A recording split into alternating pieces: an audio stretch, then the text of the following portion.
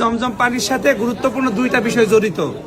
খেয়াল করবেন, আমি জানি যে এই কথাটা আপনারা নতুন শুনতেছেন।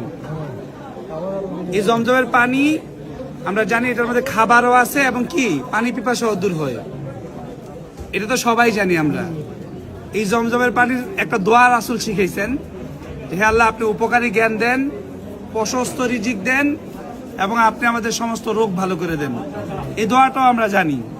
তো এখানে একটা কথা আছে আমার, যখন বলবো যে আল্লাহ আপনি আমার রোগ ভালো করে দেন, সমস্ত রোগ, ওই ক্ষেত্রে নিয়ত করবে যে আল্লাহ আমার কলবের রোগ, ভিতরে যে দুষ্টমি করে গুনাহ করে যে রোগ করছি এটাও ভালো করে দেন, আমার শরীরের রোগও ভালো করে দেন।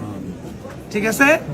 তারপরে আরেকটা দোয়া, এই যে এইখানে রাসূল সাল্লাল্লাহু আলাইহি ওয়াসাল্লামের সিনা সাক করছে না, করছে কিনা আমরা জানি।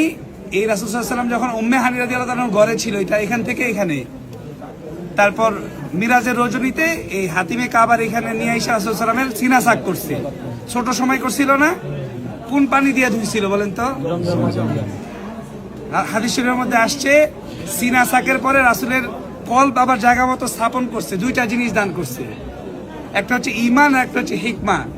তার মানে এই জমজমের পানির সাথে ঈমান এবং হিকমা ও লুকানো, বুঝতে পারতেছেন? তাহলে এইভাবে দোয়া করেন যে আল্লাহ উপকারী জ্ঞান দেন, প্রশস্ত রিজিক দেন, শরীরের ভিতরের কলবের রোগ এবং শরীরের রোগ ভালো করে দেন, ঈমান এবং হিকমা দান করেন। দোয়ার দেখছেন পাওয়ার কত হবে এটা? এবার খান বিসমিল্লাহ বলে।